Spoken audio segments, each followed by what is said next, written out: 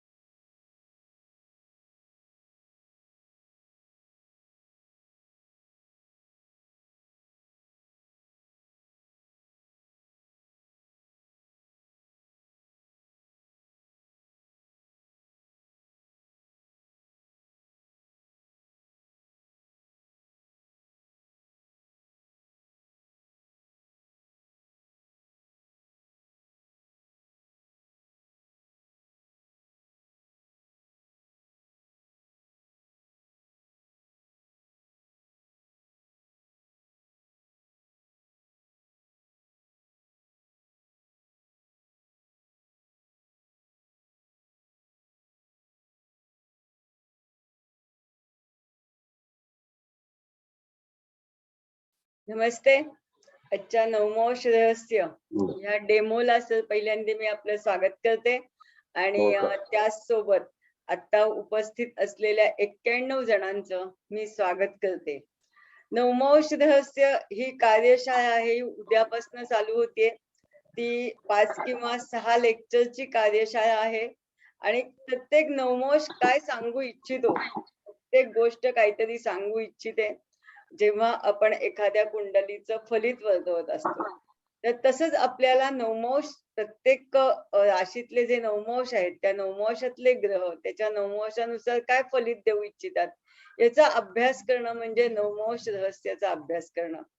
तर ह्या कार्यशाळेत आपण काय शिकणार आहात किंवा नवमोष रहस्य म्हणजे खरं काय, असं नाही की उद्या तुम्ही ज्यांनी म्हणजे भाग घेतले कंपल्सरी असं काही नाही, परंतु जर तुम्ही नवमोष रहस्य शिकलात तर तुम्हाला सर्वतोभद्र चक्र हे अतिशय उत्तम रीतीने वाचता येईल, सांगता येईल.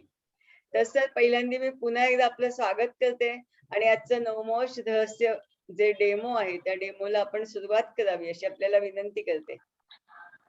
धन्यवाद ताई, धन्यवाद. तर आपले आभारी आहोत. सगळ्या आपल्या जे काही जिथे जमलेले सगळे जे साहित्यिक आहेत, विद्वान आहेत, त्या सर्वांचं स्वागत आहे. ताईंचं सुद्धा स्वागत आहे त्याच्यामध्ये. आणि याच्यामध्ये आपला आजचा विषय जो आहे हा विषय नवमोष रहस्याचा आहे. तर पहिल्यांदा हे बघावं की ह्याला जे काही नवमोष रहस्य असं नाव का दिलेलं आहे, तर आपण जेव्हा पारंपरिक एखादी गोष्ट शिकतो त्यावेळेला त्या ठिकाणी असणारा ग्रह हा पर्टिक्युलर कोणत्या नवमाशामध्ये विराजमान आहे त्याच्यावरून ह्या पद्धतीला नवमाश रहस्य म्हणून म्हटलेलं आहे. काही जरा ऍड करत जा, सगळ्यांना ऍडमिट करत. सर मी करते ऍड. सर तुम्ही कंटिन्यू करा, ऍड करतोय आम्ही. ठीक आहे. तर ह्याच्यामध्ये नवमाश रहस्य म्हणून त्याची व्याख्या कशी काय आली, तर आपल्या पूर्व आचार्यांनी बऱ्याच पूर्वी अशा तऱ्हेचा एक शोध लावला आणि त्यांचं त्यांनी मत ठरवलं आणि ते मत असं झालं की त्या ठिकाणी जातकाच्या पत्रिकेमध्ये जरा आवाज सर एक मिनिट, मी जरा सगळ्यांना म्यूट करते, एक मिनिट.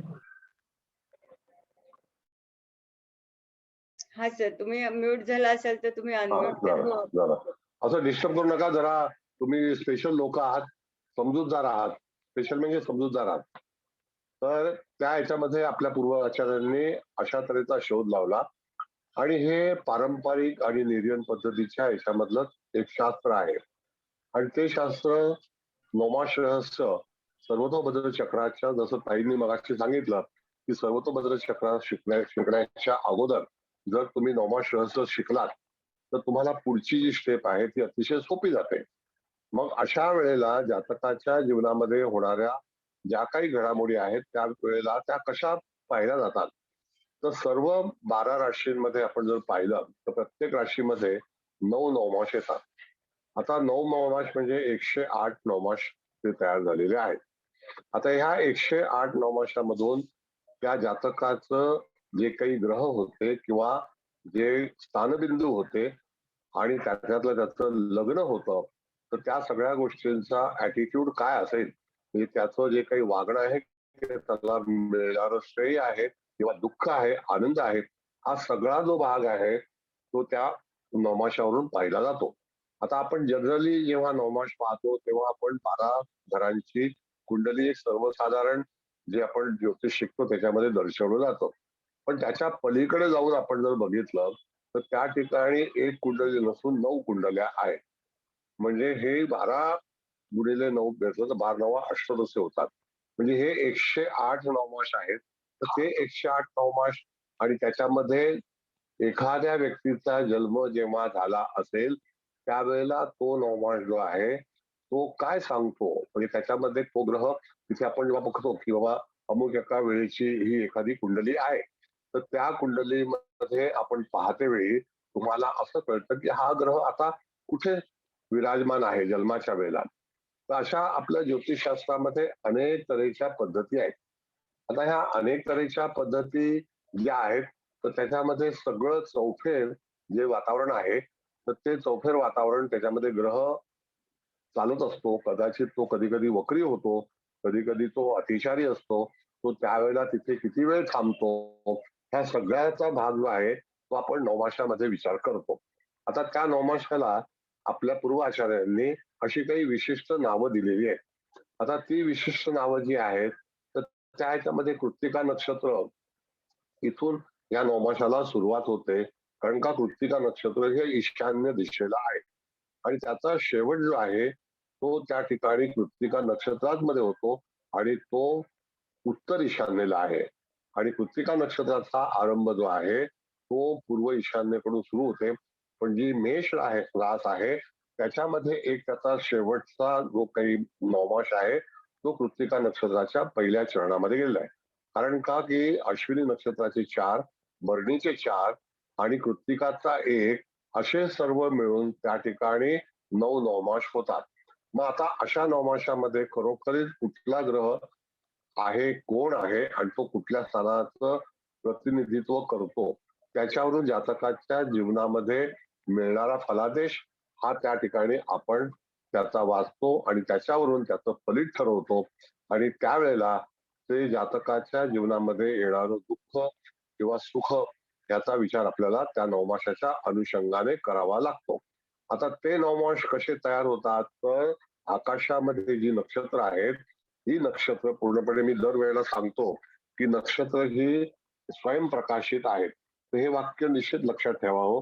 कारण का की ती नक्षत्र स्वयंप्रकाशित आहेत म्हणून आपल्याला त्या ठिकाणी ते चमकणारे तारे दिसतात. आणि नक्षत्र ही स्थिर आहेत, तिचं त्याची कुठेही हालचाल होत नाही, त्याच्यामुळे ती स्थिर असल्यामुळे त्याला इंग्लिशमध्ये सुद्धा फिक्स स्टार्स म्हटलेलं आहे. आणि स्टार कोणाला म्हणतो, तर ज्योतिष शास्त्रामध्ये प्लॅनेट आणि स्टार मध्ये फरक आहे. तर स्टार हा सूर्य हा चमकता तारा आहे, त्याच्यामुळे त्याला स्टार म्हटलेला आहे. म्हणजे तो स्वयं तारा आहे. आणि स्टार ज्याला असं आपण म्हणतो आपल्या भाषेमध्ये, म्हणजे आपल्या ज्या काही व्यवहारामध्ये, आता जसं सुपरस्टार, कारण तो जो चमकतो तो स्टार असतो. म्हणजे तसा चकाकणारी जी गोष्ट असते त्याला आपण स्टार म्हटलेलं आहे.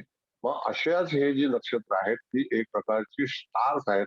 आणि त्या स्टार मधून त्याला जे काही रिफ्लेक्शन मिळतं ते त्या ग्रहाला त्याचं रिफ्लेक्शन मिळतं. मग आपल्या पूर्व आचार्यांनी असं सांगितलं की तुम्हाला जर एका नक्षत्राचं जर फलादेश करायचा असेल तर तो ग्रह नवमाशाच्या अनुषंगाने कुठल्या नक्षत्रामध्ये असेल तर त्या नक्षत्राचं फलित कशा तऱ्हेने मिळेल असा भाग जो आहे तो पूर्णपणे तुम्हाला त्या याच्यावरती फलित करताना उपयोगात पडेल अशा तऱ्हेचा भाग जो आहे तो त्यामध्ये सांगितलेला आहे. आणि त्या प्रत्येक राशीला त्याच्यामध्ये त्याचं डिव्हिजन केलेलं आहे. आता डिव्हिजन म्हणजे त्याचं जे काही भाग पडलेले आहेत तर प्रत्येक राशीचे असे 9 भाग केलेले आहेत. नक्षत्राचे 4 भाग आहेत. मग कधी कधी काही नक्षत्र जी आहेत ती चतुष्पाद आहेत. काही राशींमध्ये जसं अग्नितत्वाच्या राशी ज्या आहेत त्याच्यामध्ये 2 चतुष्पाद नक्षत्र आहेत आणि 1 त्रिपाद नक्षत्र आहे. त्याच्यानंतर पृथ्वी तत्वामध्ये आपण गेलो तर ते त्रिपाद नक्षत्र आहे आणि द्विपाद नक्षत्र सुद्धा त्याच्यामध्ये आहे. उदाहरणार्थ आपण जर हस्त नक्षत्राकडे गेलो तर ते चतुष्पाद नक्षत्र आहे, पण ते कन्या राशीमध्ये चतुष्पाद असणारं नक्षत्र आहे. पण त्याच्या अगोदरचं जे उत्तरा फाल्गुनी नक्षत्र आहे त्याच्यातलं एक चरण जे आहे ते सिंह राशीमध्ये आहे आणि 3 चरण जी आहेत ती कन्या राशीमध्ये आहेत. मग तसंच आपण पुढे गेल्यानंतर 2 चरण जी चित्रा नक्षत्राची आहेत तर चित्रा नक्षत्राचा 2 चरण ही तुळेमध्ये आहेत आणि 2 जे आहेत ती त्याची विभागणी कन्येमध्ये झालेली आहे. म्हणून तिथे द्विपाद आणि त्रिपाद अशा तऱ्हेचा उल्लेख करण्यात आलेला आहे.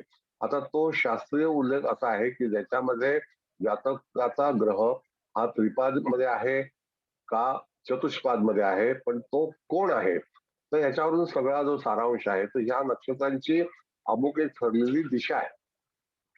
आता ती दिशा कशी आहे तर त्या ठिकाणी आपण जर बघितलं तर आद्रा नक्षत्र हे पूर्णपणे मध्यावरती आहे, म्हणजे त्याची पूर्ण पूर्व दिशा आहे.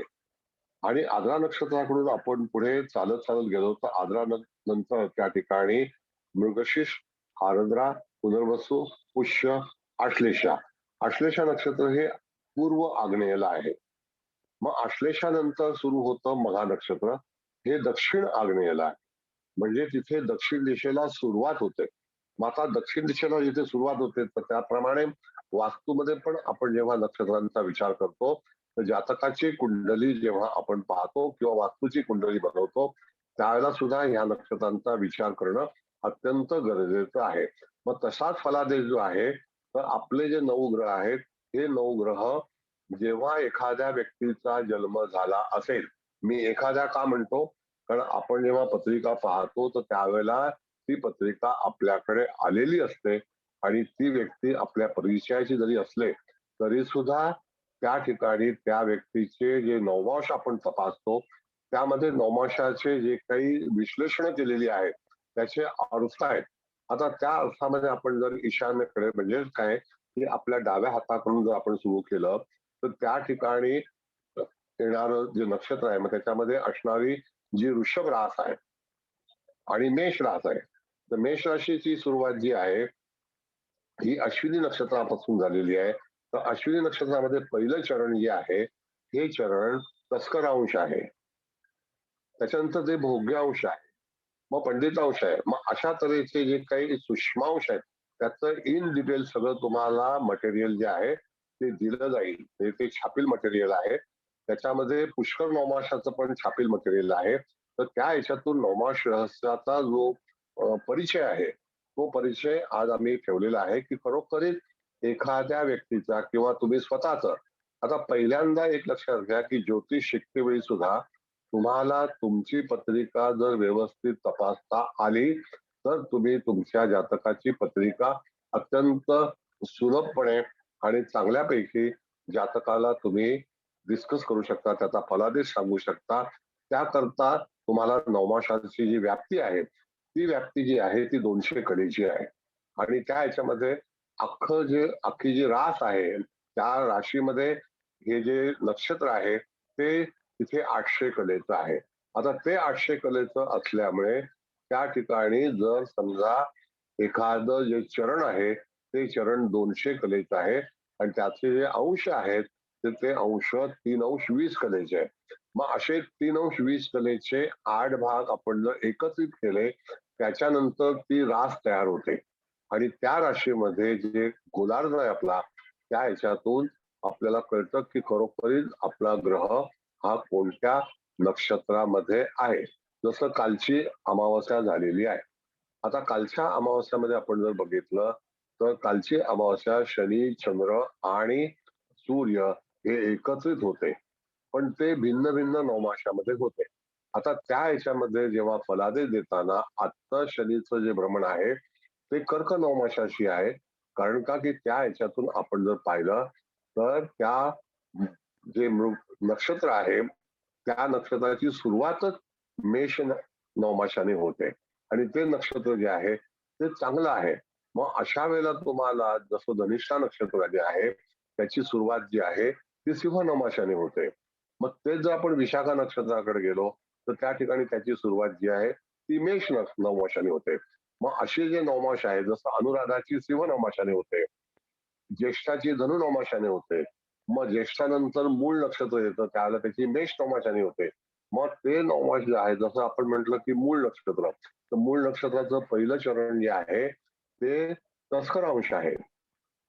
पण तेच जर आपण सिंह राशीकडे गेलो आणि मघा नक्षत्राकडे, तर मघा नक्षत्र हे जे आहे हे पण सिंह नवमाशाने सुरू होतं, पण ते सेना अंश आहे. आणि त्याच्या शेजारी असणारा जो नवमाश आहे तो नवमाश कोण आहे तर तो ऋषभ नवमाश आहे, तो न्यायांश आहे. त्याच्यानंतर तिथे मिथुन नवमाश आहे, तो कोण आहे तर त्याचं विचक्षणांश नाव आहे. मग अशा तऱ्हेने जर एखाद्या जातकाचं लग्न किंवा चतुर्थ स्थान, पंचम स्थान जे काही असेल त्या ठिकाणी तो जो सूक्ष्मांश आहे त्याला सूक्ष्मांश म्हटलेलं आहे. म्हणजे नवमाशाचं परिवर्तन सूक्ष्मांशामध्ये झालंय आणि मग ते रहस्य काय असेल तर त्याच्यावरती आपल्याला फलादेश कसा द्यायचा आहे. आतापर्यंत मला असं वाटतं की पिन पॉइंटचं जे शास्त्र आहे ते जे कोण शिकलं असेल तर मी तुम्हाला सांगितलं की जर रिकामी कॅव्हिटी किंवा रिकामी जे रास असेल त्याच्यामध्ये आलेला जो सूक्ष्मांश आहे म्हणजे सूक्ष्म म्हणजे पिन पॉइंट आहे तर तो जो सब आहे तो सब सुद्धा आपल्या जीवनामध्ये फलित देतो. कधी कधी तो जो सब आहे तो 2 अंशाचा असू शकतो, कधी कधी तो 46 कलेचा असू शकतो. मग ती जी कला आहे ती आपल्या याच्यावरती पूर्णपणे आपल्याला फलादेश देते. मग तो फलादेश देते वेळी जातकाच्या जीवनामध्ये ज्या काही दृष्टी घडामोडी घडणाऱ्या आहेत असतात त्याच्यावरून त्या जातकाला तसा फलादेश जो ग्रह असतो तो ग्रह फलादेश त्याला प्रदान करतो. याला म्हणतात नवमाश रहस्य. आणि त्या ह्याच्यामध्ये आपला कुठलाही जातक असेल तर त्या जातकाचं जे फलित आहे त्याचं फ्युचर आहे ते सांगते मी. तुम्ही जर या नवमाशाचा आधार घेतलात तर पुढे जाऊन तुम्हाला त्या नवमाशाचं जे फलित आहे ते व्यवस्थित जातकाला तुम्ही समजवू शकाल. आणि मी तुम्हाला 100% गॅरंटी देतो की हे शास्त्र आपल्या पूर्वजांनी निर्माण केलंय, त्यांनी शोध घेतलेला आहे. मग त्याकरता म्हणून त्यांनी सर्वतोभद्र चक्राच्या अनुषंगाने ज्या वेळेला आपण पहिल्यांदा जर नवमाश आपल्याला माहिती नसतील तर पुढे जाऊन तुम्हाला सर्वतोभद्र चक्र शिकताना त्याची कठीणाई होऊ नये. तसंच आता मी असा विचार केलेला आहे की तुम्हाला असंच एक लेक्चर जे आहे ते ताराचक्राचं पण घेणार आहे. तर त्याच्यामध्ये धारकांश कुंडली कशी पाहावी ह्याचं पण त्याच्यामध्ये लेक्चर आहे.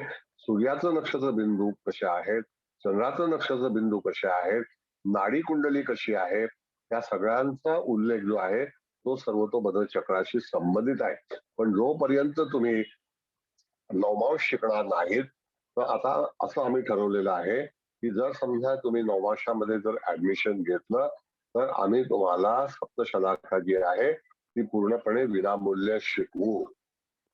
जर समजा सप्तशलाका विनामूल्य शिकवली नाही, शिकण्याची इच्छा नसेल तर आम्ही तुम्हाला अष्टक वर्ग 100% विनामूल्य शिकवू. तर आजचा काळ हा गिफ्ट काळ आहे, प्रेझेंटेशन ज्याला आपण म्हणतो. एखादी गोष्ट आपल्याला मिळावी तर त्याच्याकरता म्हणून हा जो क्लास आहे त्यासाठी आम्ही प्रयोग करणार आहोत. तर ज्या कोणाला जर नवमाश कळत नसेल म्हणजे हे नवमाश जे आहे ते प्रत्येक नवमाश एक अमुक एक दिशेला, ठराविक दिशेला, जसं आपण म्हणतो की वसंत संपाद बिंदू हा जो भाग आहे तो वसंत संपाद बिंदू जो आहे तो पूर्णपणे जिथे आपण ज्याला हे म्हणतो की तो वसंत संपाद बिंदू अश्विनी नक्षत्र आणि रेवती नक्षत्राच्या जवळ येतो.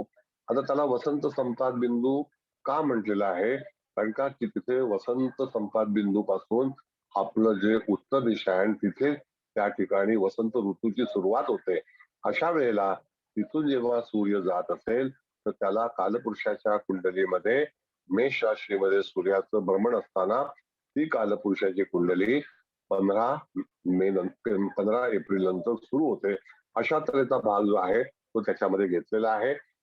आणि ह्या याच्यामध्ये सुद्धा तुम्हाला जेव्हा नवमासाचं रहस्य शिकायचं असेल किंवा नवमास काय सांगतो हे जर पाहायचं असेल तर अशा वेळेला तुम्हाला पर्टिक्युलर गोचरीचं पण त्याच्यावरती आपण शिकवणार आहोत. आता कधी कधी हे आम्ही जे काही लेक्चर ठेवलेले आहे हे 5 ठेवले तर ते 8 पण होऊ शकतील, कारण आम्हाला शिकवण्याची हौस आहे. म्हणून त्या ठिकाणी तुम्ही काही चिंता करायची नाही. जोपर्यंत तुम्ही हुशार होणार नाही तोपर्यंत आम्ही तुम्हाला तिथे थांबवणार नाही. शिकत जा, शिकत जा, शिकत जा हे स्लोगन आहे. कळलं का? तर त्याप्रमाणे शिकूया, शिकूया, शिकूया. म्हणून तिथे तुम्हाला प्रत्येक नवमासाचं जे फलित आहे ते तुम्ही फक्त लिहून घ्यायचं की अमुक एक ग्रह कसा असेल, काय होईल आणि पत्रिका मांडून त्या व्यक्तीच्या आयुष्यामध्ये कशा घडामोडी झाल्या असतील किंवा होतील किंवा गोचर त्याला कशा तऱ्हेने फलादेश देईल. तर हा जो तक्ता आहे तो ताई तुम्हाला शेअर करून दाखवतील. ताई तुम्हाला मी पाठवलेला आहे तर ते जरा शेअर करा, म्हणजे लोकांना अंदाज येईल की तो चौकोन जो आहे तो कसा असेल आणि त्या ह्याच्यातून त्याच्याबद्दलचं फलित आहे ते कसं आपण जातकाला द्यावं. 2 मिनिटं मी जरा हे सोबत जरा थोडस बोला तुम्ही. 1-2 मिनिटात चालू कर. तुम्हाला पाठवले मी हो 5000 नंबर बघितलं. पाठवले. हो ते डाउनलोड करते, फक्त डाउनलोड करायचं.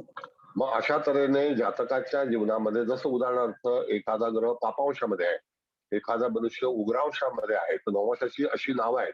एका असं एखादा नक्षत्राच्या मधला जो ग्रह आहे तो बलिष्ठांशामध्ये आहे, एखाद्या याच्यामध्ये तस्करांश मध्ये आहे. अशा तऱ्हेने त्याची जी विचारणा केली. एखादा ग्रह दरिद्रांशामध्ये आहे, आपण म्हणतो की पुष्य नक्षत्र अतिशय छान आहे, पण पुष्य नक्षत्रामध्ये सुद्धा पुष्य नक्षत्राचं चतुर्थ चरण जे आहे ते दरिद्रांश आहे किंवा दारिद्र्य अंश आहे. त्यानंतर आपण चित्रा नक्षत्राकडे गेल्यानंतर तूळ राशीचा जिथे दुसरं चरण येतं त्या तूळ राशीमध्ये सुद्धा दरिद्रांश आहे. सिंह राशीमध्ये सुद्धा पूर्वा फाल्गुनी नक्षत्र येतं, त्याचं चतुर्थ चरण जे आहे ते सुद्धा दारिद्र्यांश मध्ये आहे. तर अशा वेळेला जे ग्रह असतात ते ग्रह त्या जातकाच्या जीवनामध्ये कोणत्या तऱ्हेचं आंदोलन करतात आणि त्याला कसा लॉस होतो किंवा कसा प्रॉफिट होतो याबद्दलची जी भूमिका आहे ती आपल्याला त्याच्यावरून समजवता आली पाहिजे. उदाहरणार्थ तुम्हाला एक सांगतो की आत्ताच एक बँक डुबली होती आणि घटना कशा होतात त्याच्याबद्दल थोडासा अनुभव घ्या. आत्ताच एक बँक डुबलेली आहे आणि फार मोठ्या प्रमाणामध्ये 1,00,000 कोटी रुपयाचा त्याच्यामध्ये हानी झालेली आहे.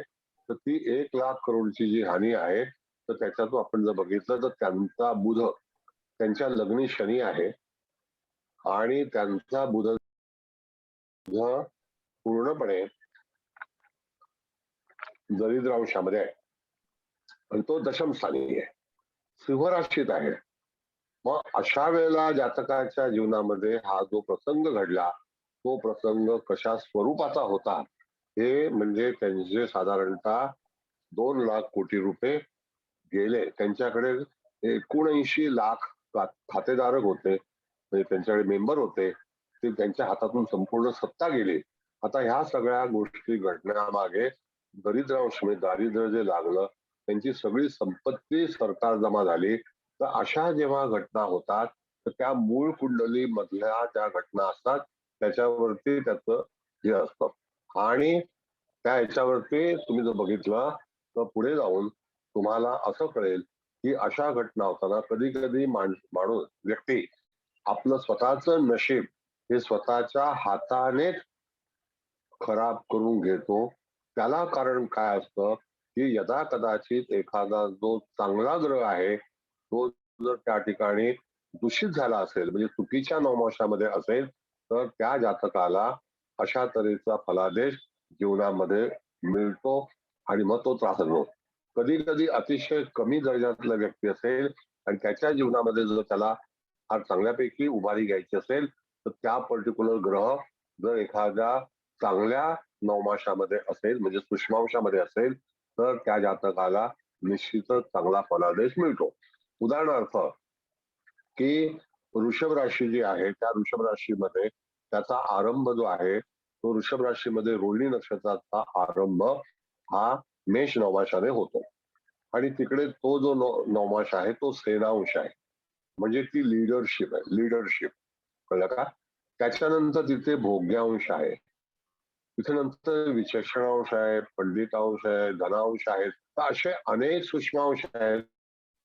त्यामध्ये जातकाच्या जीवनामध्ये ग्रह हा कुठे विराजमान आहे त्याच्यावरती त्याचा फलादेश अवलंबून आहे. अधिकतम तो ग्रह कोणत्या राशीशी संबंधित आहे म्हणजे त्याचं स्थान कोणतं आहे. ताई जरा 100 पार्टिसिपेंट आहेत तर जरा तुम्ही झेरॉक्स हे मारता का स्क्रीनशॉट, त्याचा स्क्रीनशॉट मारा. जर कोणाला जमलं तर मारा मग मला पाठवा. तर त्या ठिकाणी त्या जातकाच्या जीवनामध्ये होणारा जो काही भाग आहे तो आपल्याला त्याकडून शोधता आला पाहिजे, सांगता आला पाहिजे. म्हणून असे जे सूक्ष्मांश आहेत ते सूक्ष्मांश तुम्हाला कथन करता आले पाहिजे. मुळामध्ये मुख्य उद्देश काय आहे तर ते जे सूक्ष्मांश आहे जातक तुमच्याकडे आल्यानंतर त्याचा जो पूर्णपणे हे आहे फलित आहे ते फलित तुम्हाला व्यवस्थित करता आलं पाहिजे. आणि एक लक्षात घ्या की तुम्ही जोपर्यंत तुमच्या जातकाला म्हणजे ग्राहकाला, त्याला आम्ही गावठी भाषेमध्ये पॅसेंजर म्हणतो, त्याला जोपर्यंत तुम्ही समाधान करत नाही तोपर्यंत तो तुम्हाला समाधान देत नाही. म्हणजेच काय की आपल्या क्लायंटला निश्चितच तुमची जी काही सेवा आहे किंवा तुमचं ज्ञान जे आहे ते व्यवस्थितरित्या त्याला सुपूर्द केल्यानंतरच त्याचं जे काही आश्चर्यचकित होण्यासारखं जे गणित असतं ते तुम्ही सूक्ष्मांशावरती सांगू शकाल. म्हणजे याचा अर्थ की तुम्हाला ते ज्ञान जे आहे ते डिस्ट्रीब्युट करता आलं. डिस्ट्रीब्युट म्हणजे त्याला सांगता आलं आलं पाहिजे. डिस्ट्रीब्युट करणं म्हणजे एक वेगळ्या तऱ्हेचा फलादेश आहे आणि सांगता येणं म्हणजे त्याचं प्रिडिक्शन जो आहे ते फ्युचर कथन करता आलं पाहिजे. हा एक भाग आहे. आता त्यामध्ये तो ग्रह, आता हे जे आकाश आहे पूर्णपणे म्हणजे तुम्हाला मॅडमने जो चार्ट दाखवला ते पूर्णपणे आकाश आहे तुमच्या समोरचं. तर ते जे आकाश आहे त्या आकाशामध्ये प्रत्येक नक्षत्र जे आहे ते अमुक एका दिशेला आहेत आणि उपदिशेला आहेत. जसं आपल्या सगळ्यांना माहिती आहे की आपल्या मुख्य दिशा 4 आहेत आणि उपदिशा सुद्धा 4 आहेत. या एकूण 8 दिशा आहेत आणि मधला गाभा जो आहे तो गाभा पूर्णपणे आकाशातला आहे आणि ते आकाश म्हणजे स्वर आणि व्यंजनाचं आहे. त्याच्यामध्ये राशी ह्या ज्या आहेत त्या बॉर्डरला आहेत आणि त्या नक्षत्रापासून तयार झालेल्या आहेत आणि आकाश जे आहे ते पूर्णपणे तो आकाशाचा भाग आहे. तिथून आपल्याला स्वर आणि व्यंजन आलेली आहेत. म्हणून त्याचा जो काही भाग आहे आपलं जे नाव असतं ते नाव कशाने ठेवलं जातं तर त्याला कारण हे अशा तऱ्हेचं आहे. तर मी असं समजतो की मी आतापर्यंत तुम्हाला जे काही सांगितलं ते तुम्हाला कळलं नसेल तर अवश्य प्रश्न विचारा. आणखी भरपूर काही साहित्य आहे ते मी शिकवताना तुम्हाला सांगणारच आहे. पण तरी सुद्धा मी तुम्हाला एक थोडस उदाहरण असं देतो की समजा जर एखादी व्यक्ती कन्या लग्नाची आहे, कन्या लग्नामध्ये त्या ठिकाणी कन्या लग्नाचा आरंभ हा मकर नवमाशाने होतो. तो पहिला नवमाश आणि दुसरा नवमाश पापांश आणि उग्रांश आहे. त्याच्यानंतरचा जो नवमाश आहे तो चांगला आहे, त्याच्यानंतरचा चांगला आहे, त्याच्यानंतर आहे. जसं चंद्राची जी काही नक्षत्र जी आहेत म्हणजे रोहिणी आणि हस्त आणि श्रवण ह्या तिन्ही नक्षत्रांच्या याच्यामध्ये त्याची जी सिक्वेन्स आहे तर ती सिक्वेन्स जी आहे ती शुभ नवमाशाने आहे. म्हणजेच काय की त्या ठिकाणी जातकाच्या याच्यामध्ये जेव्हा तुम्ही एखादी गोष्ट करणार असाल तर त्यावेळेला तिथे जे नियम आहेत ते नियम ही शुद्ध नक्षत्र म्हणून सांगितलेले आहेत. तसंच तुम्हाला बघा नक्षत्र आपण नेहमी म्हणतो की ते असं आहे तसं आहे पण त्या मघा नक्षत्राचं सुद्धा फलित जे तुम्हाला आहे ते अतिशय उपयुक्त ठरतं. त्याच्यामध्ये असणारे जे चारही सूक्ष्मांश आहेत ते अतिशय चांगले आहेत. तसंच रोहिणी नक्षत्रामध्ये असणारे जे सूक्ष्मांश आहेत ते सुद्धा चांगले आहेत. तसं हस्तमध्ये चांगले आहेत मगाशी सांगितल्याप्रमाणे. आता जर आपण विचार केला तर धनिष्ठामध्ये गेलो आपण, तर धनिष्ठा नक्षत्राचा आरंभ जो आहे तो शिवनवमाशाने होतो आणि तो वायव्य दिशेकडून होतो. हे द्विपाद नक्षत्र आहे. 2 चरण त्याची मकरेमध्ये आहेत आणि 2 चरण त्याचे कुंभेमध्ये आहेत.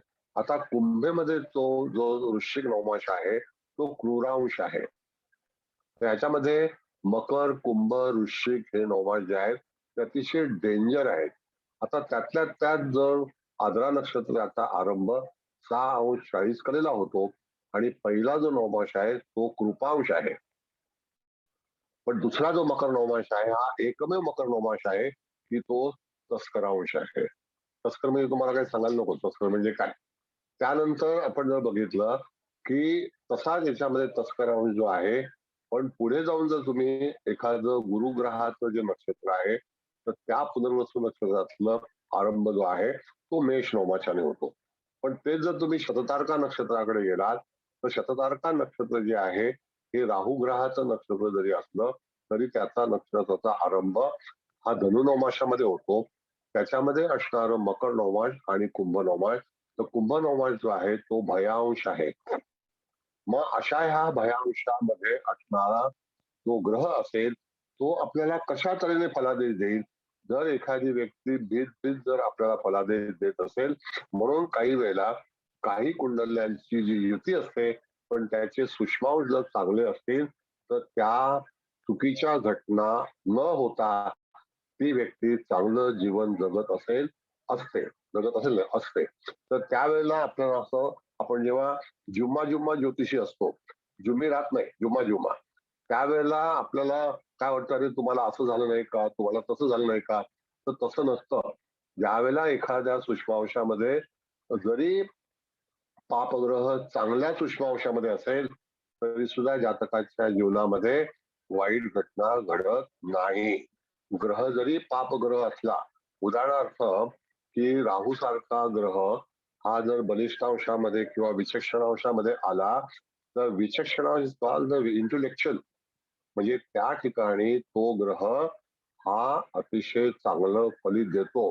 म्हणून असं समजू नये की तुमचा रोहिणी नक्षत्रातला राहू, आता रोहिणी नक्षत्रामध्येच राहूचं भ्रमण सुरू होतं मागच्या वेळेपर्यंत, आता तो कृतिकामध्ये आहे, त्याच्यानंतर तो अश्विनीमध्ये जाणार. मग अशा वेळेला तुम्हाला कळलं पाहिजे की नवमाशाचा जो सूक्ष्मांश आहे तो जर व्यवस्थित असेल तर जातकाच्या जीवनामध्ये अशी घटना घडणार नाही. त्यावरती आपल्याला पुढे जाऊन बघायचं आहे की गोष हे अतिशय महत्वाचं आहे. जर एखादी पत्रिका आपण जर लावू त्यावेळेला त्या ठिकाणी त्या पत्रिकेमध्ये जेव्हा ट्रान्झिट मधून एखादा ग्रह जात असेल तर त्यावेळेला यदा कदाचित जातकाच्या जीवनामध्ये काही आंदोलन होण्याची शक्यता दर्शवली जाते. कारण का की त्या ह्याच्यातून जेव्हा आता उदाहरणार्थ शनी महाराज जे आहेत ते कर्क सूक्ष्मांशामधून चाललेले आहेत पण ते स्वतःच्या राशीत आहेत आणि श्रवण नक्षत्र जे आहे हे नक्षत्र अतिशय चांगलं आहे, त्यांची स्वतःची रास आहे. पण पुढे जाऊन ज्या वेळेला ते जेव्हा कुंभ राशीमध्ये जातील त्यांचीच रास आहे आणि ते जेव्हा त्या क्रूरांशामधून जातील त्यावेळेला काही घटना अशा घडतील की जातकाच्या जीवनामध्ये जेव्हा तिथे ग्रह असेल तर त्यावेळेला आंदोलन वादळ होण्याची शक्यता असते. आता ह्या वेळेला आपण जर बघितलं तर जातकाच्या जीवनामध्ये अशा तऱ्हेचं आंदोलन किंवा काही घटना घडणार असतील तर त्या ठिकाणी तुम्हाला काय होऊ शकतं, तर आपण त्याचा फलादेश असा द्यायचा की मूळ कुंडलीमध्ये जो काही ग्रह विराजमान असेल तर तो ग्रह जर समजा शनी ग्रहाच्या शत्रू असेल, विरुद्ध असेल आणि त्याचं जर काही कर्म चुकलं असेल तर अशा वेळेला तिथून जेव्हा तो ग्रह जाईल त्यावेळेला तुम्ही जातकाला सावधान करू शकता, सांगू शकता आणि त्या ह्याच्यावरती तुम्हाला कळेल की हा ग्रह इथून चालल्यामुळे किंवा येणार आहे आगाऊ सूचना, जसं आपण रेल्वेच्या इंडिकेटर मध्ये बघत असतो ही गाडी येण्यासाठी 3 मिनिटं आहेत, 5 मिनिटं आहेत, तशी ग्रहांची स्थिती असते. शनी एका नवमाशामध्ये भ्रमण करताना सरासरी सरासरी म्हणजे मॅक्झिमम 110 दिवसाचा कालावधी असतो, कारण एक नक्षत्र 440 दिवस भोगतो. तर त्या ठिकाणी कधी कधी तो 80 दिवस पण असतो. त्याच्यातले 30 दिवस का कमी होतात, तर त्यावेळेला तो ते 30 दिवस आहेत ते उणीव भरून काढायला शनी परत वक्री होऊन त्या त्याच्यामध्ये येतो आणि परत तिथून ती चाल सुरू करतो. त्यावेळेला असं आपण म्हणतो the recovery the the planet recovery करतो आणि त्याला सेकंड स्ट्रोक म्हटलं जातं. म्हणून तिथे तुम्हाला जे सैनिक वृत्त आहे, क्रांती वृत्त आहे, आकाशामधले खगोल आहे, ते खगोल जर माहिती असेल तर तुम्हाला आणखी सोयीस्कर जाईल हे शिकते वेळी. तर हा जो क्लास आहे हा पहिला क्लास उद्या होईल सुरू. उद्यापासून हे सुरू होणार आहे. परत एकदा सूचना देतो, कुठल्याही महागड्या क्लासेसला बळी पडू नका. कळलं का? आता हे आम्ही जाहीर नोटीस आहे आमची. हा ताई? बरोबर. जाहीर नोटीस आहे, महागड्या क्लासला बळी पडू नका. आणि त्या ठिकाणी जे काही इंट्रोडक्टरी लेक्चर लावलं जाईल, विनामूल्य प्रास्ताविक व्याख्यान लावलं जाईल, त्याला तुम्ही प्रश्न विचारा, जसं तुम्ही आता मला प्रश्न विचारणार आहात. आता बरेचसे लोक आहेत, आमचे मित्र आहेत, आमचे काही शत्रू असतील, काही खबरी असतील, तरी सुद्धा त्यांनी तिथे प्रश्न विचारला तरी हरकत नाही. मी काही असा घाबरट माणूस नाहीये. कळलं का? आम्ही सुद्धा सेनावंशामधले जन्माचे लोक आहोत, म्हणून तसा काही प्रश्न येणार नाही. सरांनी आता सांगितलेले सेनांश, कृपांश हे शिकणं म्हणजे खरोखरच एक दिव्य ज्ञान शिकण्यासारखं आहे. आणि एका मिनिटात अनेक गोष्टींची उत्तर आपल्याला मिळू शकतात नवमांशाचा अभ्यास केल्यामुळे. त्यामुळे उद्यापासून हा क्लास चालू होतोय. हवी असलेली संख्या जमलेली आहे आणि मागच्या वेळी अजून एक लेक्चर सरांचं बाकी होतं केपीचं, त्यामुळे हा क्लास थोडासा उशीर केला चालू व्हायला. सर 1 दिवस घेणार आहात का 2 दिवस घेणार आहात तुम्ही? आता बघा ताई, असं आहे, मी तुम्हाला सांगतो, माझ्यातर्फे मला ज्योतिष अतिशय उत्तम आणि चांगलं शिकवायचं आहे. ह्यामध्ये मी 10 लेक्चर घेणार आहे. 10 लेक्चर मध्ये कदाचित 7 लेक्चर सूक्ष्मांशाचे असतील आणि 3 लेक्चर कुठल्या तरी विषयाचे गिफ्ट असतील. कदाचित मग त्याच्यामध्ये बंगाली ज्योतिष जे आहेत ते पण शिकवून टाकेल. बरोबर. हा, म्हणजे जे काय आवड असेल, कधी अष्टक वर्ग पण शिकवून टाकेल. माझं काम आहे शिकवणं. मला संध्याकाळी वेळ जात नाही, कमी पुढे जाऊन बसत नाही. कळलं का? आता कळलं ना बसणं म्हणजे काय असतं ते. त्याच्यामुळे माऊली हाऊस ज्योतिष मध्ये आहे. सर सध्या आपण 6 लेक्चरचा प्लॅन करूया आणि मग तुम्ही ठरवा. आधी उद्यापासून स्टार्ट करूया. आता उद्यापासून उद्या स्टार्ट. शुक्रवार आहे उद्याला. उद्यापासून हे स्टार्ट होतंय आणि मग उद्याला उद्या अजून उद्या एखादा ताई, दिवस उद्या वाढवत ताई असतो ताई तर गुरुवार उद्याला आहे उद्या. सांगू. हा? ताई उद्या जुमिरात आहे. उद्या काय? उद्या जुम्बिरात आहे, जुमिरात. मी शुक्रवारच्या अगोदरचा दिवस. अच्छा.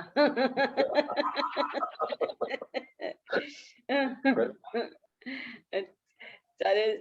कुणाला काही प्रश्न विचारायचे असले तर विचारू शकता. विचारा. आपले कुलकर्णी साहेब आहेत.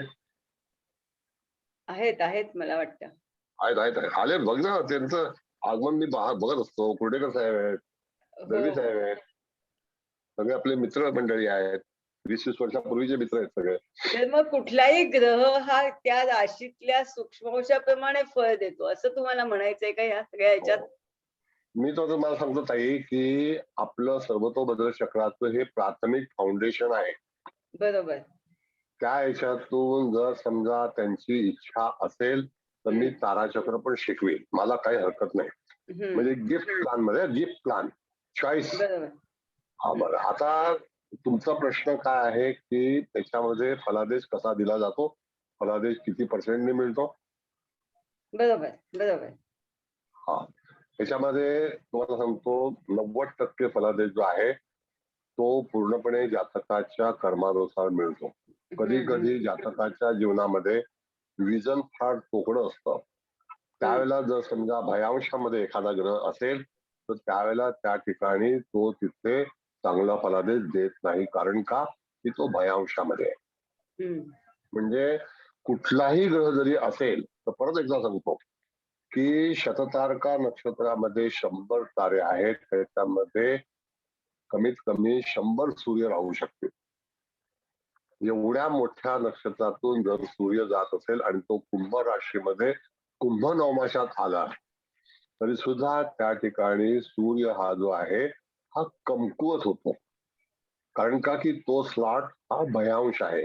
आपल्याकडे काय केलेलं आहे, कुंभेला कुंभ नवमाश म्हणजे वर्गोत्तम म्हणजे वाद सगळं काही तुमचं, कळलं का? तर तसं नसून जर समजा एखादी व्यक्ती कुंभ लग्नामध्ये जन्माला आली, आता हा कुंभ लग्न आणि कुंभ नवमाश जो आहे हा 3 अंश 20 कलेचा आहे. आणि कधी कधी ती व्यक्ती दिसायला फार सुंदर असते, बुद्धिमान असते, पण आपण जेव्हा ऍक्च्युअली पत्रिका तपासतो तर 3 अंश 20 कलेचं जे लग्न आहे ते लग्न जाण्यासाठी कुंभ राशी छोटी आहे तर त्याकरता 10-11 मिनिटं लागतात. 10-11 मिनिटांमध्ये यदा कदाचित त्याची जन्मवेळ जर चुकली असेल तर त्याचा पुढचा नवमाश जो आहे तो मीन आहे. त्याच्या अगोदरचा जो नवमाश आहे तो धनु आहे, म्हणजे मकरेच्या अगोदर धनु आहे. म्हणजे शततारका नक्षत्राचा आरंभ धनु नवमाशाने सुरू होतो. म्हणजे त्या ठिकाणी तिथे तुम्हाला तो नवमाश बदल करून त्याच्यावरती तुम्हाला फलादेश तुम्ही द रेक्टिफिकेशन ऑफ असेंडेंट त्याला म्हटलं जातं, असा भाग आहे. पण तोच जर स्वाती नक्षत्र असेल तर ते स्वाती नक्षत्र एवढं चांगलं आहे की त्याच्यामध्ये असणारा जो मकर नवमाश आहे तो सुद्धा धनांश आहे. हे एकमेव असं नक्षत्र आहे की ज्याच्यामध्ये स्वाती नक्षत्राचा आरंभ धनु नवमाशापासून सुरू होतो. मकर नवमाश जो आहे तो मकर नवमाश त्याच्यामध्ये धनांश आहे, म्हणजे तो चांगली संपत्ती देऊ शकेल. तिथे प्लॅनेट कोण आहे आणि राशी कोणती आहे आणि त्या जातकाला ती रास किंवा ती जे पॉकेट आहे ते कोणत्या स्थानाशी संबंधित आहे त्याच्यावरती त्याचा फलादेश अवलंबून आहे. आता वैद्य कोण आहेत, बोला बोला, हरकत नाही. बकुळ वैद्य बोला. बोला, अनम्यूट करा.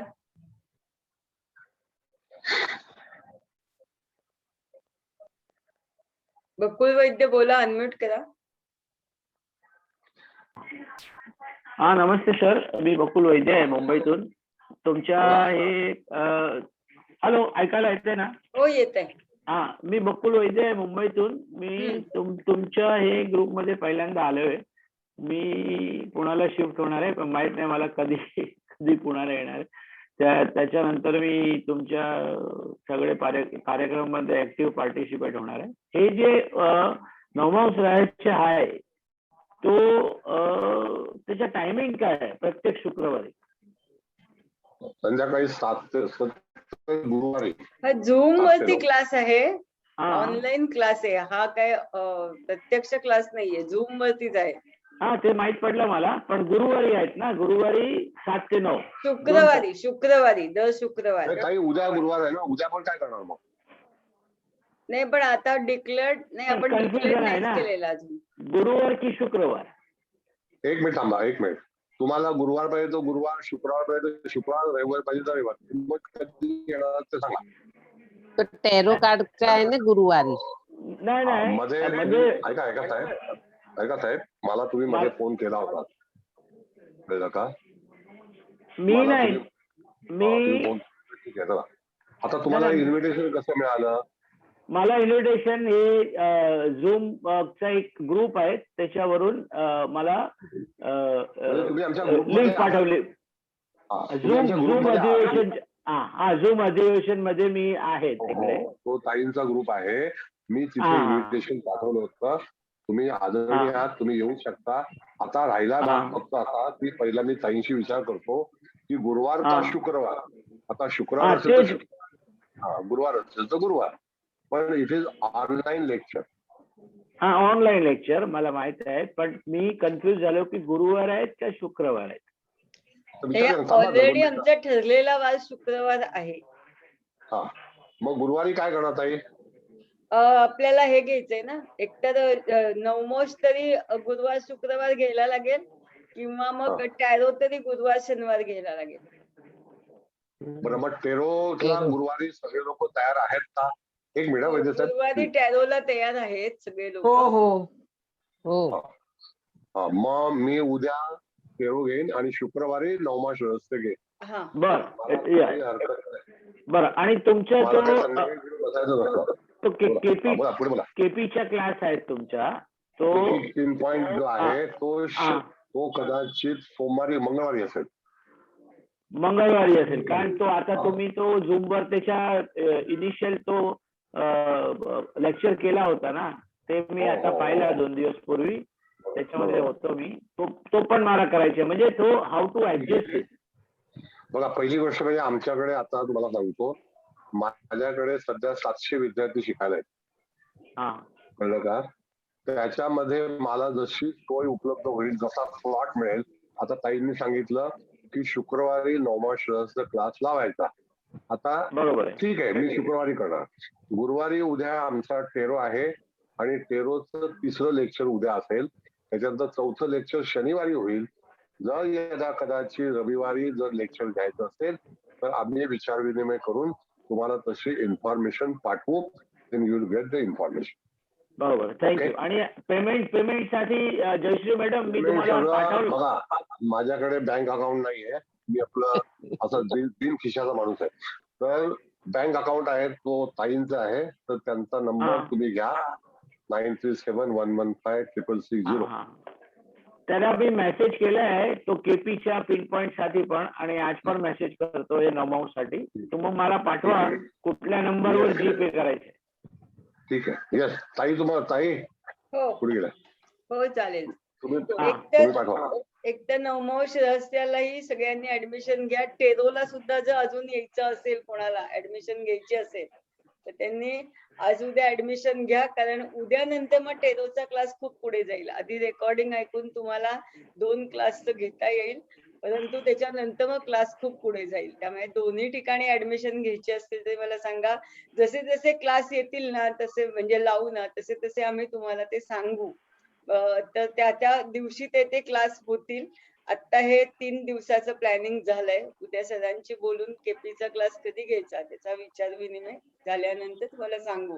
कारण बुधवार पण सर आपल्याकडे रिकामा आहे, त्यावेळेला पण आपण केपी घेऊ शकतो. बरोबर. Thank you madam. Thank you sir. Thank you. You are welcome. Sir विचारू? हा विचारा. बोला. सर तुम्ही आता तो बंगाली ज्योतिषचा हे केलात, उल्लेख केलात, म्हणून जरा थोडीशी त्याची क्युरिओसिटी वाढली की काय आहे त्याच्यात, कुंडली आहे का आणि काही वेगळं आहे?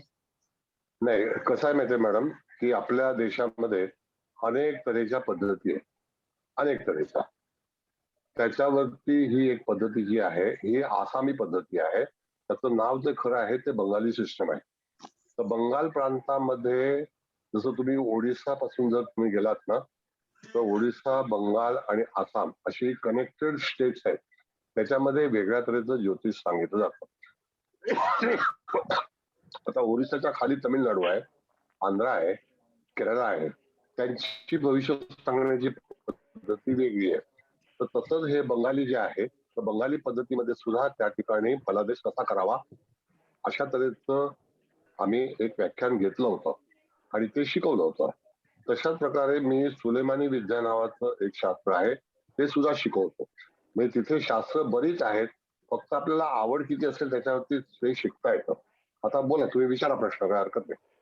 हा, म्हणजे आपण ते रमल मध्ये कसं वेगळं होतं ना, म्हणून मला हे थोडं काहीतरी वेगळं वाटलं. हा, नाही, रमल हे जे होतं ना, तर रमल मध्ये आपण तिथे दाणे टाकून किंवा आणखी काहीतरी मोजून त्याच्यानंतर त्याची आपण शकल बनवली होती, कळलं का? आणि फासे टाकून पण शकल बनवता येते. आणि रमल प्रश्न कुंडली नेपोलियन सिस्टम त्याला म्हणतात, नेपोलियन पद्धती. आणि ती अतिशय जुन्या બજાર માંથી લઈ આવ્યા આપણે. નીચે બીચે ક્યાંય નથી મરીન, ફ્રીજ બીજ માં ક્યાંય નથી, મને ખબર છે. थोडी वार सामळो, मारी वार सामळो भाई. नाही बोला सर, ऐक बंद केला त्यांचा. तुमच्या तुम्हाला वेगळ्या भाषा ऐकू आली. गुजराती आले.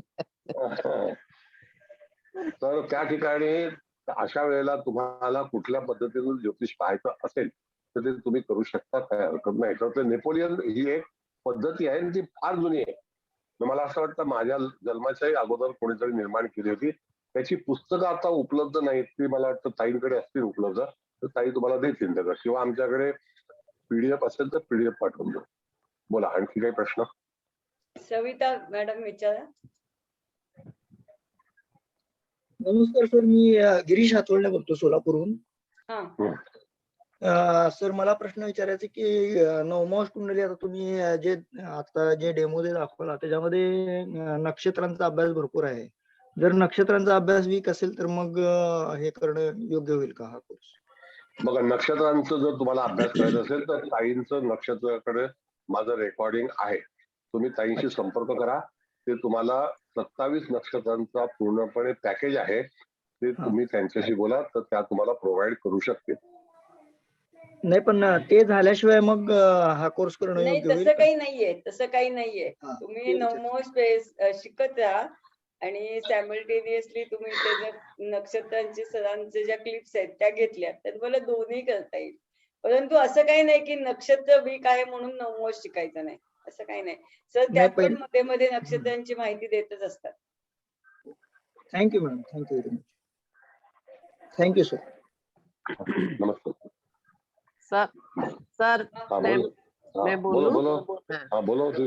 हाँ। हाँ, सर बोलो. जैसे अभी कन्या लग्न है, उसका 9 मास, जैसे पुष्कर 9 मास हुआ मीन का, पर ग्रह उसमें जो है, फिर हमको ग्रह का पुष्कर 9 मास में जो भी ग्रह है उसमें, तो उसका फिर सूक्ष्म में देखना पड़ेगा कि फल के पुष्कर 9 मास का भी फल होगा. હવે હું શું કહું છું તમને પહેલા સાંભળો. પ્રશ્ન તમારો છે એટલે હું ગુજરાતીમાં કહું છું.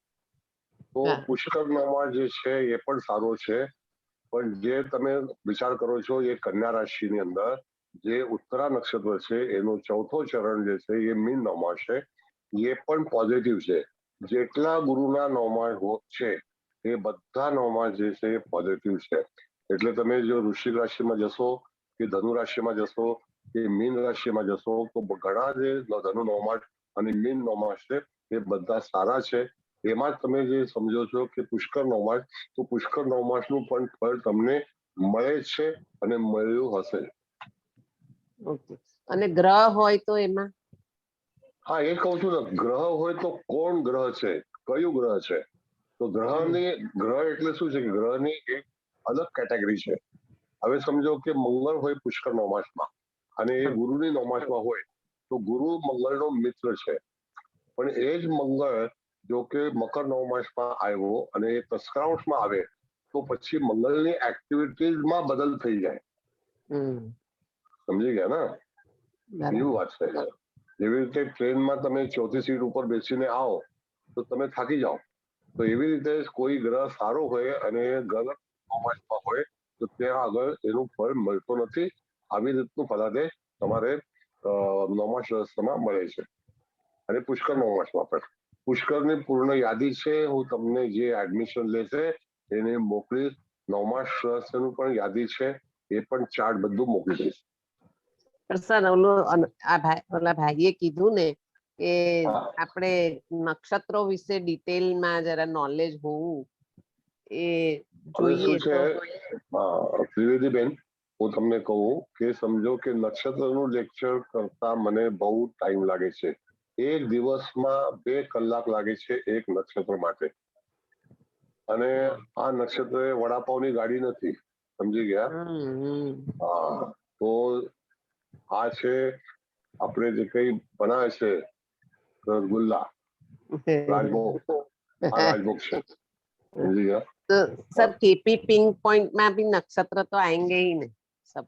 હા, નક્ષત્ર એમાં આવશે, પણ નક્ષત્રનો જે સ્લોટ છે ને એ પિન પોઈન્ટમાં કયું છે, કોનું સ્લોટ છે, સબ કોનું છે એની ઉપર પિન પોઈન્ટનું લેક્ચર છે. અચ્છા. હા, પિન પોઈન્ટના સબ કોણ કયા છે, કોના છે એની ઉપર છે. સમજી ગયા? જો આ બધું જે વિષય છે જ્યોતિષનું તમને કહું કે નાડીમાં તમે જાઓ, કેપીમાં જાઓ, પિન પોઈન્ટમાં જાઓ, કે મહાદશામાં જાઓ, નિર્યન માં જાઓ કે સાઈમાં જાઓ, એ બધું જે ફલાદેશ છે એ તમારો લોર્ડ ઉપર જ છે. લોર્ડ કોણ છે અને આ નવમાંશનું માલિક કોણ છે? આ સૂક્ષ્માંશનો માલિક કોણ છે? હવે નવમાંશનો માલિક સમજો કે કુંભમાં શનિ છે, પણ એનો સૂક્ષ્માંશનો માલિક છે ભયાંશ. તો એ ભય પેદા કરે છે. સમજી ગયા? માણસ હું કામ ગભરાવે? હા, એટલે જ આ મંગળ જેમ મીન પુષ્કરાંશમાં હોય પણ એનું સૂક્ષ્માંશ જો કોઈ ખરાબ હોય કે એવું હોય હા, તો પણ તો એનું ફળ એવું રીતનું મળશે. એમને હું શું તમને કહું કે મીન લગ્ન જે છે, મીન નવમાસ જે છે એ મંગળનું મિત્ર છે. હવે સમજો કે કર્ક નવમાસ આવશે તો એ પણ ચંદ્ર છે, તો મંગળ નીચનું થાય છે, પણ એ પણ પુષ્કર નવમાસમાં હોય. તુલ નવમાસ પણ પુષ્કર નવમાસમાં હોય, પણ એ ગ્રહને તે માન્યતા આવે છે. હવે તુલ નવમાસ પણ સારું છે, એ અભયાંશ છે. અભય એટલે શું? તમને બ્લેસિંગ બ્લેસિંગ મળે છે. અભય ના હોય, બ્લેસિંગ મળે છે. તો એ બ્લેસિંગ મળે તો ગ્રહ ખરાબ થતું નથી, ગ્રહ રિસ્પોન્સ સારી રીતે આપે. તો એટલે તમે સમજો કે ગ્રાહકનું જે તમારા ક્લાયન્ટ છે એનું ભવિષ્ય તમે જે વખતે કહો તે વખતે આ નવમાસનો ઉપયોગ કરશો તો એમાંથી તમને ડિટેલ્સમાં તમે પહોંચી શકો. સમજી ગયા? બરાબર. ચાલો, જય Shri Krishna. Thank you sir. जय श्री कृष्ण. सर आता मला वाटतं गुजराती क्लास पण घ्यायला पाहिजे आपण नवमासाचा. काय बोला बोला सुरेश साहेब. सर माझा एक छोटा प्रश्न होता. तुम्हाला ग्रुप भरवून दिला की झालं? बोला सर, बोला. सर हे सगळं हे नवमास आणि सूक्ष्मांश अभ्यास करताना कसा करावा अभ्यास? आम्ही तुम्हाला ते लिटरेचर पाठवू, तुम्हाला कॉपी पाठवू त्याच्यावरती, आणि त्या ह्याच्यावरती तुम्ही त्या सूक्ष्मांशाचं फार मोठा अभ्यास आहे असं समजू नका. फक्त ते लक्षात ठेवणं. राहिलं पाहिजे ना पटकन. ऐका कसं आहे, आता तुम्ही जेव्हा ज्योतिष पाहत असाल तर तुमच्याकडे टेबल असेल, त्या टेबलावरती काच लावा, त्याच्या खाली हे चार्ट ठेवा, तो चार्ट तुम्हाला पाठवणार ना. आणि त्या चार्ट वरती कसं आहे माहितीये का साहेब, ह्या जगामध्ये ना बरेच लोक एक्सपर्ट नसतात. नाही अभ्यास कसा करायचा तेच विचारतो मी सर. तेच अभ्यास कसा करायचा, क्लायंट आला की काच्या खाली वाकून बघायचं, त्याची पत्रिका ठेवायची, थोडी पत्रिका सरकवायची, पुढे करायची, मागे करायची, आणि नंतर त्याचा सूक्ष्म जो आहे किंवा त्याला सांगायचं पत्रिका ठेवून जा, उद्या भविष्य पाहायला ये. All technique. सर त्याचा पण एक क्लास लावून टाका. कॉपी कशी करायची, टेक्निकचा. कशी करायची.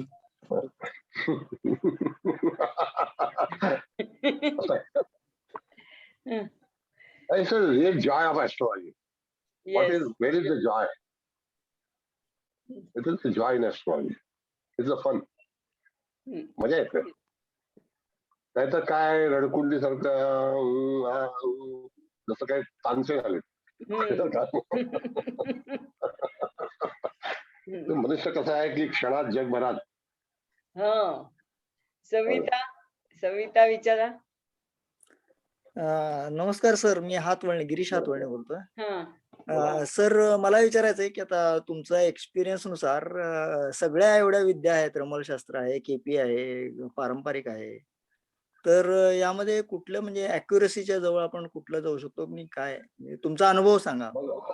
नाही असं आहे बघा, मी काही ज्योतिष पाहत नाही. बरोबर.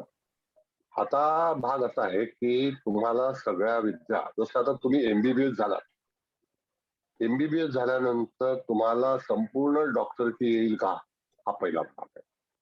त्याच्यानंतर तुम्हाला स्पेशलायझेशन करावं लागतं.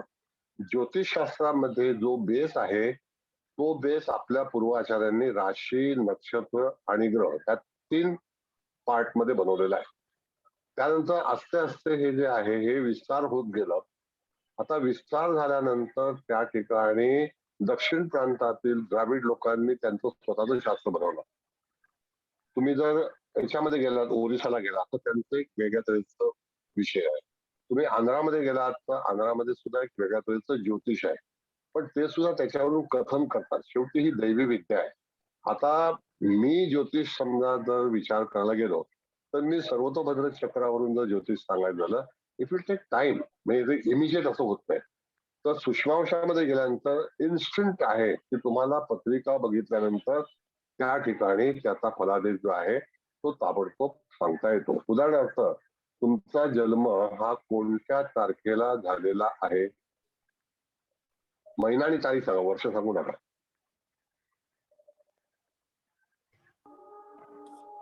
तुमचा कुठे जन्म टाकू सर? कुठल्या तारखे तारीख आणि महिना 22 सांगा, जुलै. वर्ष सांगू. 22 जुलैला बा- तुमचा 22 जन्म जुलै. झाला. ऐका 2 मिनिटं, आता जास्त पुढे नका.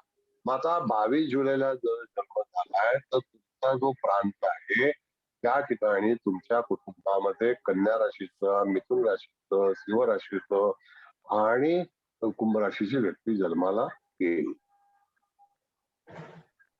आहे का घरात, नात्यात, आई वडिलात किंवा तुमच्या विवाहानंतर त्या कुटुंबामध्ये? हो, कुंभ राशीची आली. कुंभ राशीची. आहे ना. हा, मग त्याच्यामध्ये तुमचं जे जीवन जे सुरू हो. झालं ते त्या माध्यमातून. कळलं का? हे नियम आहेत. हा. हे नियम आहेत. हम्म, हम्म, हम्म. मग आता 22 तारखेला आपण जर बघितलं तर त्या ठिकाणी तो जो ग्रहाचा प्रवास आहे तो प्रवास एका चांगल्या नक्षत्रातून आहे. कळलं का? आणि ते हा. नक्षत्र हे पुष्य नक्षत्र आहे. कळलं? हा. मग पुष्य नक्षत्राच्या याच्यामध्ये आपण जर बघितलं तर सूर्य हा सिंह नवमाशाच्या जवळपास असेल. कळलं? आहे अच्छा. का? बघा तपासून. नाही, हा बघावं लागेल सर तपासून. बघा तुम्ही 22 तारखेला सूर्य जुलै महिन्यामध्ये सिंह नवमाशाच्या जवळ असतो. हा नियम आहे. आता हे पाठांतर पाहिजे थोडं. कळलं का? हम्म, हम्म, हम्म. हा. किती डिग्रीचा आहे सांगा. बघा तुम्ही 46च्या नंतरचा आहे का सूर्य? 46 ते 10, 3:20 ते 46 इन बिटवीन. मग 46 ते त्यानंतर पुढे कन्या नवमाशामध्ये येतो. कळलं का? हा. असं आहे. त्याची एक सिक्वेन्स आहे. 0, 3:20, 3:20 ते 46, 46 ते 10. आता इन बिटवीन 10 अंशाच्या आतमध्ये जर सूर्य असेल तर तो कन्या नवमाशामध्ये असेल. कळलं? तर असं एक थोडं डोक्यावरून diagram- गेलं सर. थोडं डोक्यावरून गेलं पण. त्याच्याकरता तुम्हाला प्लॅटफॉर्म महत्वाचा आहे. कळलं का? हो हो हो. आपल्याला प्लॅटफॉर्मवर आता हल्ली मुंबईमध्ये आमच्याकडे प्लॅटफॉर्म वरती आहे आणि त्याच्यानंतर परत खाली उतरायला लागतं. पहिला कसं होतं, आपल्याकडे जिने नव्हते, डायरेक्ट प्लॅटफॉर्म वरती होत. आता डायरेक्ट प्लॅटफॉर्मची सिस्टमच गेली. कळलं का? हो सर. ठीक आहे, नेक्स्ट. पण तरी सुद्धा कोणाला काही विचारायचंय का? पडताळून पहा.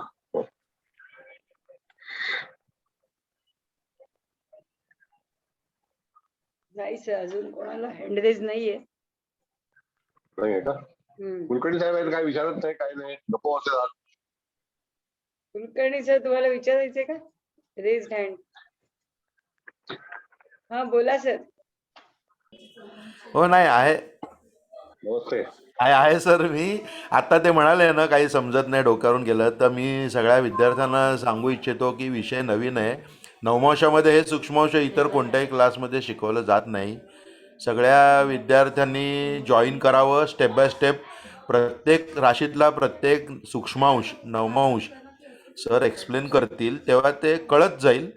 आणि त्यातलं ग्रहांचं भ्रमण कसं असतं, मग सगळे त्या सूक्ष्मांशात कोणता ग्रह कसा फलित देईल सर डिटेलमध्ये सांगतात, तेव्हा ते एक एक कळत जाईल. आपलं पाठांतर आणि मेमरी कमी असली तरी ते रिपीट करत, हे क्लास तर रिपीटच करत राहिलं पाहिजे, तर आपल्या लक्षात राहील ते सगळेजण. आता मगाशी कोणतरी म्हणालं की हे कसं शिकायचं, कसं, तर शिकत राहायचं आपण, म्हणजे ऐकत राहायचं, त्याचं थोडंफार प्रॅक्टिस करत राहायचं आणि लक्षात हळूहळू राहील. आणि आपण सर नोट्स देतात त्यामध्ये ते चार्ट असतात आणि सरांचं नॉलेज बघून आपण एकदम हे होतो, डाऊन होतो, पण आपण आपला अभ्यास केल्याशिवाय पर्याय नाही आहे. त्यामुळे आता इथे जे उपस्थित 100 जण आहेत त्यांनी प्रत्येकाने हे नवीन विषय म्हणजे नवमांश आपण ऐकतो 12 नवमांश आणि ते 12 घरांची नवमांश कुंडली. पण हे जे सूक्ष्मांश नवमांश सर शिकवत आहेत ते खूप वेगळे, आणि जे आता इथे नवीन आहेत त्यांना तर इतकं नवीन वाटेल की अरे आपण हे कसं शिकणार अशी शंका येईल. पण सगळ्यांनी ते जॉईन केल्यावर सर 6 लेक्चरमध्ये ते कसं शिकवतात ते तुम्ही बघा आणि रिपीट ते नोट्स वाचायच्या, आणि आपण स्वतः अभ्यास कसा करायचा तर ते मनापासून करायचा असंच याचं उत्तर आहे. आणि सर तर मनापासून काय इतकं कळकळीने शिकवतात. बेलसरे मॅडम आहेत त्या पण त्याच्यावर त्यांचं वक्तव्य असतं, प्रत्येक सूक्ष्मांशावर त्यांचं निरूपण असतं, त्यांचं पण एक्सप्लेनेशन असतं. तर मॅडम आणि सर मिळून हे कॉम्बिनेशन जबरदस्त आहे. त्यामुळे सगळ्यांनी जॉईन व्हावं आणि शिकावं. आणि इतक्या 500 रुपयात कोणी इतक्या कमी फीमध्ये शिकवणार नाही. ज्यांना रेकॉर्डिंग पाहिजे त्यांनी अजून काय पैसे मॅडम सांगतील ते भरून त्यांना रेकॉर्डिंग मिळेल. जे कोणी कामावर असतील किंवा त्यांना रेकॉर्डिंग मिळेल. ते त्यांच्या वेगळ्या वेळेला ऐकून परत शंका सरांना विचारू शकतात, ग्रुपवर शंका विचारू शकतात. पण जॉईन व्हावं सगळ्यांनी आणि शिकायला सुरुवात करावी. नवीन विषय आणि सर्वतोभद्र चक्र शिकायचं तर या सगळ्या स्टेप बाय स्टेप त्याच्या 5-6 ज्या आहेत पुढच्या स्टेप, ती धारकांश कुंडली, नंतर सूर्यात नक्षत्र बिंदू, चंद्रात ते वेगवेगळे सरांनी सांगितलं. हे सगळे विषय खरं नवीन आहेत आणि सरच ते शिकवतात. तर प्रत्येक स्टेप जॉईन करणं आणि ते शिकणं महत्त्वाचं आहे. आणि येईल सगळ्यांना, म्हणजे कोणी असं शंका घेतायत पण शंका येऊ नये. तुम्ही ज्योतिष बेसिक सगळे जाणणारे आहात आणि सगळेच अभ्यास करणारे आहात म्हणल्यावर त्या नवीन विषय शिकायला आधी नवीन वाटतो, पण ते हळूहळू आपल्याला आत्मसात होईल असं वाटतं. आता मी तर सरांकडे किती वेळा ऐकतोय, पण अजून ते अभ्यास करावाच लागतो. आणि ते सर म्हणले तसं काचेखाली चार्ट ठेवायचा का, मी तर समोरच ठेवतो चार्ट टेबलावर. ठेवावंच लागतं, म्हणजे एवढं पाठांतर नाही माझी कपॅसिटी, माझी तेवढी मेमरीची क्षमता नाही आहे आणि तेवढी पाठांतराची क्षमता नाही. तर मला ते चार्ट ठेवावेच लागणार. किंवा सर जे नोट्स देतात त्यात सगळे तक्ते असतात, ते तक्त्यांची झेरॉक्स काढून समोर ठेवायची, काही हरकत नाही. आणि हळूहळू सराव आणि उजळणी करावीच लागणार, त्याला पर्याय नाही आहे. असं क्लास करून आणि ते रिपीट करून आपण करावं असं सगळ्याच सभासदांना माझी विनंती आहे. म्हणजे सर उत्कृष्ट शिकवणार, मॅडम पण त्याच्यावर भाष्य करणार, ते पण उत्कृष्ट असतं. आणि खरोखर म्हणजे प्रत्येकाने जॉईन करावं अशी मी सगळ्यांना विनंती करतो. धन्यवाद सर. धन्यवाद कुलकर्णी साहेब, फार फार आभारी आहे हा. तुमचे. तर तुम्हाला जर समजा दुसरा विषय जर शिकवायचा नसेल तर मी 10 लेक्चर पूर्णपणे सूक्ष्मांशावरती आणि फलादेशावरती हो बरोबर म्हणजे बरोबर कसा घेईल तो सांगतो तुम्हाला मी, की अगदी प्रथम जो तस्करांश आहे मेष राशीमध्ये पहिलं चरण, त्या तस्करांश मध्ये असणारा ग्रह तुम्हाला कसा फलादेश देईल. आणि प्रत्येक वेळेला जेव्हा फलादेश मिळतो तर मिथुन राशीतला तस्करांश आणि धनु राशीतला तस्करांश आणि मेष राशी मधला तस्करांश हा काय फलादेश देईल, तर याचं पूर्ण इत्यादी वर्णन जे आहे त्याच्यावरून आपल्याला फलादेश द्यायचा असतो. उदाहरणार्थ मी तुम्हाला सांगतो, जर ज्यांच्याकडे रेकॉर्डिंगची सोय असेल व्हॉइस रेकॉर्डिंग, तर त्यावेळेला तुमच्या मुलाचा, मुलीचा, मिस्टरांचा, मिसेसचा जो फोन असेल त्याच्यामध्ये एक रेकॉर्डिंगचं सॉफ्टवेअर आहे. ते जर तुम्ही तुमच्या फोनवरती बाजूला ठेवलं तर माझा आवाज तुम्ही तो रेकॉर्ड करू शकाल. आणि ते रेकॉर्डिंग जे आहे ते तुम्ही वारंवार त्याच्यावरती जसं आपण गाणं ऐकल्याऐवजी हे ऐका. बरोबर. अशी सोय उपलब्ध आहे. नाही, प्रत्येक घरात काय होतं सर, रेकॉर्डिंग घेतलं ना, मॅडम कडूनच रेकॉर्डिंग घेणं श्रेयस्कर आहे, कारण ते क्वालिटी रेकॉर्डिंग आहे. घराघरांमध्ये जे रेकॉर्डिंग होईल ना त्यात सगळ्यांचे आवाज मिक्स होणार, त्यापेक्षा ते मी रेकमेंड नाही करणार कोणाला. आणि माझा तर भर ऐकण्यावर आहे, रेकॉर्डिंग पेक्षा ते लेक्चर ऐकलं लाईव्ह ना तर ते बेस्ट आहे. आणि म्हणजे शंका पण विचारता येते सगळे. आणि आता हे सूक्ष्म जे नवीन आहेत त्यांना हे सूक्ष्म नवीनच वाटणार आणि सगळेजण मग ते भयांशामध्ये जाणार. त्यापेक्षा सर त्यापेक्षा प्रत्येकाने ऐकून त्या नवमांशांचं जे नोट्स आहेत ते वाचून आणि परत सरांना जे अडेल त्याची शंका विचारून मॅडमना किंवा सरांना किंवा ग्रुपवर आपण टाकलं तरी चालेल. आणि इथे सगळं सहकार्य मिळतंय तर त्याचा लाभ प्रत्येकाने घ्यावा. आणि नवीन विषय तर सुरुवातीला नवीन वाटलं तरी हळूहळू ते ऐकतच ते सराव होईल. म्हणजे ते मग नवीन वाटणार नाही आणि ते सरावाचं होईल आणि मग ते तुम्ही वापरायला लागल्यावर अजून सरावाचं होईल. असं म्हणून मी सगळ्यांना विनंती करतो की सगळ्यांनी त्याची नोंद घ्यावी सगळ्यांनी. मी एक रिक्वेस्ट करेन की इतर ठिकाणी जाऊन फसू नका, फसू नका, फसू नका. हो. काय माहितीये का? हा, खरंय. आमचं ब्रीद वाक्य आहे हो. की फसू नका, फसू नका, फसू नका. महागड्या क्लासेसला हा. फसू नका. हा. आणि बोल बच्चन, अमिताभ बच्चन अशा हो. व्यक्तीपासून सावधान. बरोबर आहे. बरोबर. नाही, सगळ्यांनी ती नोंद घ्यावी की 5-6 लेक्चर झाल्यावर जरी तो विषय इनकम्प्लीट वाटला सगळ्यांना, तर सर लेक्चर वाढवतात आणि विदाऊट एक्स्ट्रा चार्ज ते घेतात. याची पण दखल घ्यायला हवी की ते पूर्ण विषय होईपर्यंत शिकवणार.